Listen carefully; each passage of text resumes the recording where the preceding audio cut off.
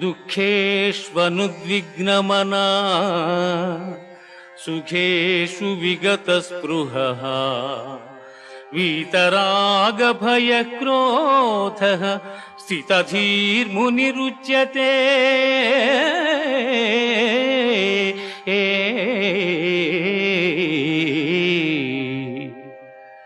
దుఃఖములు కలిగినప్పుడు దిగులు చెందని వాడును, సుఖములు కలిగినప్పుడు స్పృహ లేనివాడును, రాగము భయము క్రోధము పోయినవాడును స్థితప్రజ్ఞుడని చెప్పబడును. ధ్యాయతో విషయాన్ పుంసః సంగస్తేషూపజాయతే